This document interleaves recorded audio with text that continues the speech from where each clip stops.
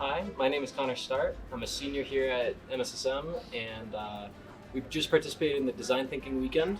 I think that the course was really functioned very well. I think that I learned a lot about understanding the problems, and I think that is really where the program shined.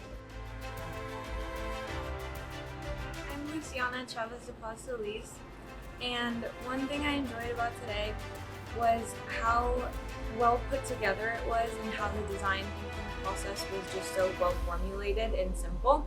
I think that usually people think the corporate world is like a lot harder than it usually was, but breaking it down into this, I feel like encourages and will encourage people into going into the corporate world and maybe like finding a new passion or something like that.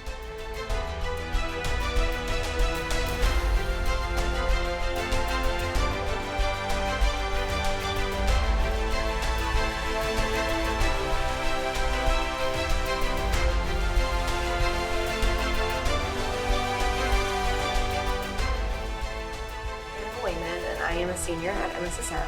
And something that I'm enjoying about today is learning how to center my thinking in a humane way, as that's something I've never really pictured before, and I feel like it's going to really apply in my future career field as I want to go into business. And so I really like this idea of trying to put the consumer and humans and making business a very humane thing.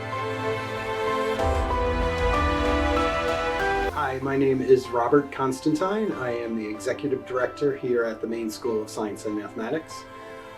This has been a wonderful experience for our students. We really appreciate Thomas College putting together this design thinking workshop.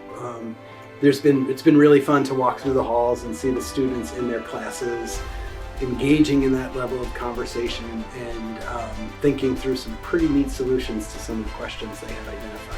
I think one of the things that they'll remember the most is the opportunity to have these kinds of conversations about the multiple perspectives that go into identifying what is at the core of any problem, and then how they can go ahead and create a solution based on that core of the problem.